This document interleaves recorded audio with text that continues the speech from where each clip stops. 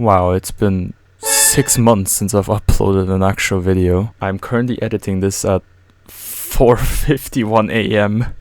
What am I doing with my life? Decaying Winter is a realistic simulation of Chicago, which is good because I don't live in the US. Welcome to Eden 227, some third world planet that you stumbled upon after drinking too much Dan Daniels. There are many beautiful places to visit, such as the castle.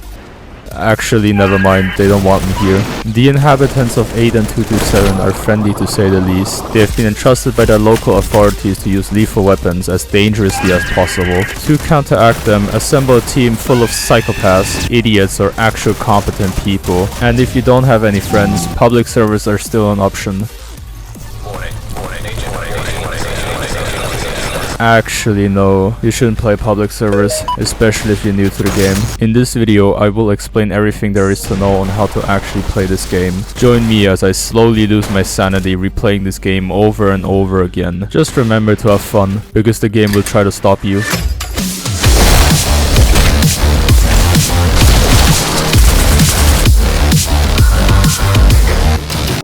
Our main objective is to survive, mainly by stealing other people's property. We can steal medical equipment, guns, melee weapons, blueprints, ammunition, traps, bombs, and drugs, all with the help of RNGesus. Beware of the homeless people and the traps, they make your life significantly more painful. Also make sure to scrap useless items like trash blueprints. With scraps you can build weapons of mass destructions like explosive sledgehammer. Plus crafted weapons are mostly better than scavenged weapons. I say mostly because there are still some mediocre weapons that you can craft. By the way, don't forget to eat your rations. You will get severe debuffs if you don't. You can get rations by brutally murdering your enemies. Hippity hoppity.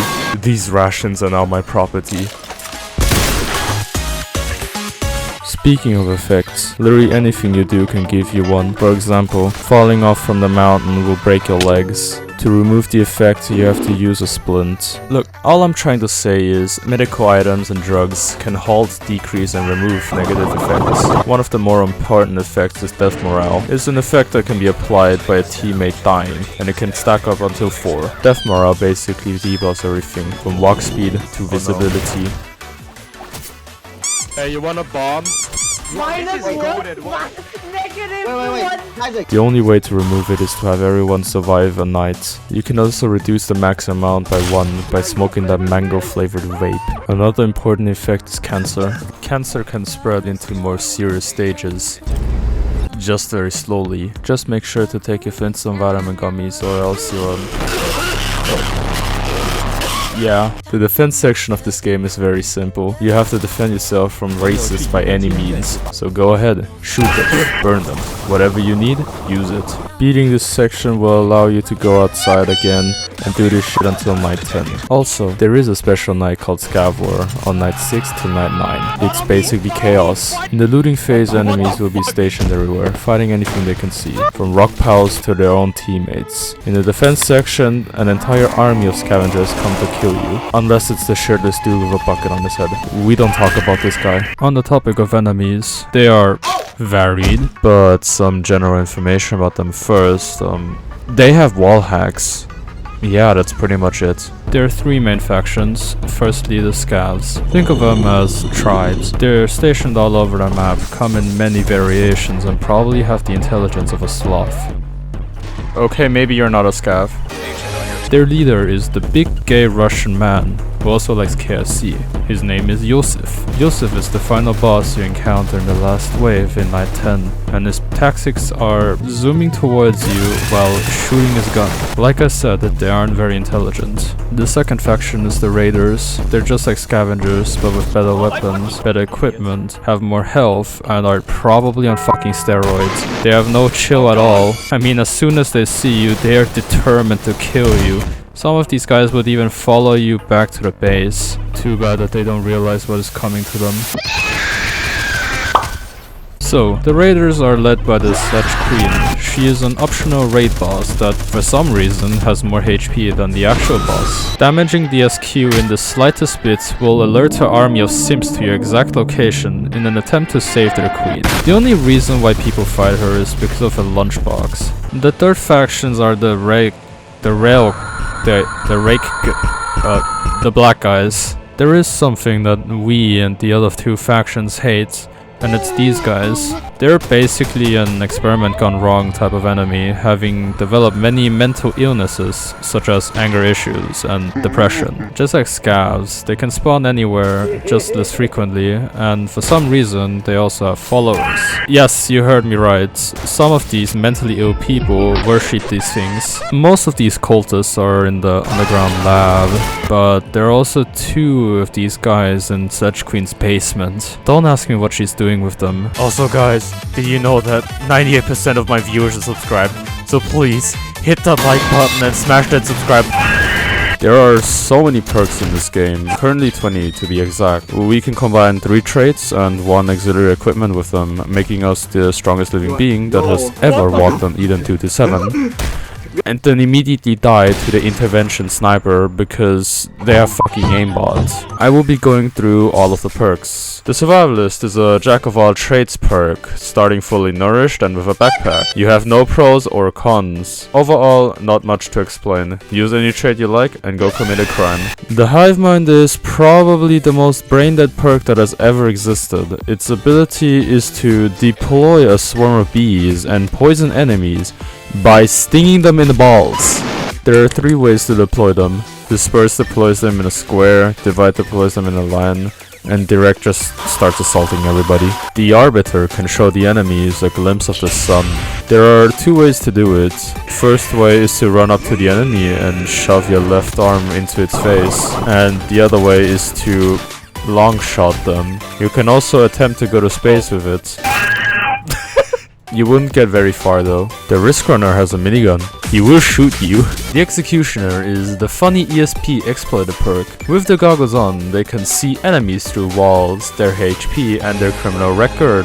The more kills they get, the more damage they do. Now here's the catch. The goggles have a stability percentage. Getting hit reduces the percentage, and the only way to increase it is to take off the goggles. However, taking them off also resets the counter. I know, it's very tedious. The Zealot is the tankiest perk in the game. They can deploy a shield, and when that shield dies down, the Zealot becomes the meat shield. The Tick Spider utilizes traps and guns to his advantage. Being able to deploy kamikaze spiders and do even more damage with explosives, this perk is probably one of the best to kill SQ. I mean, just look at them. They're so cute, aren't they? Oh no. The Grosslink is basically just Steel Snares, the perk. You just throw snares in the direction you want and snare enemies. Yeah, I'm too stupid to use this perk. The Blitzer is blessed with the gift of pipe bombs. With those, they have the power to control the tides of the game, either being the greatest teammate that you have ever witnessed, or the greatest asshole known to mankind. The Artillerists are certified Americans. When they land a headshot with their revolver, they will enter the racist mode. Racist mode is where the artillerist goes full overdrive on any single gun they can find. The Prophet is the Romanian ultimate life form. It specializes in stealing from locals and being a scout for revealing more loot than enemies. Oh no, no, no, the British, they're real. The boss when you fight him versus when you unlock him as a playable character. That is literally the Apostle. Vagabonds have an empty skull. There's literally nothing going inside there, except for the urge to kill. Ah yes, the Lazarus. My favorite perk in the game. You can make yourself and your allies practically invincible by shooting up various amounts of unnamed drugs into your bloodstream. Please help me, I got broken leg. Fear not, my child, for I have brought fentanyl! Thanks for sticking my leg, and now let's go kill those damn animals. The Berserker. This is what you get when you give a strong, mentally and physically deranged psychopath drugs. No, seriously, they get stronger the more people they kill. Hey, can someone turn on the AC? It's kinda hot in here. The Sovereign. Literal slave owners. And there is no limit on how many slaves they can have. The Mind Flayer. They are wanted war criminals for forcefully giving enemies a lobotomy and then mind controlling them. Some of these Mind Flayers have even called the Geneva Convention a Geneva suggestion. The Damned. Why does it exist? It's like the Survivalist, but without pros and more cons. Actually, it has one pro. It's immune towards death morale. But still, the cons overweigh the pros. But hey, maybe you're kinda bored of the base game. Well, you can always try to force your friends to do the evacuation ending, in which you have to raid the lab in a matter of minutes to try to call for help and attempt to escape this hellhole. Or you could play the holdout mode on private servers, where you have to defend this Canadian goober from waves of enemies. Overall, I love Decaying Winter. It fulfills my masochistic tendencies and detaches my mind from reality. Some last words before I go. Please never play public servers. You have been warned. Oh my fucking god, how did someone already die? I hate public servers! How? How did you die?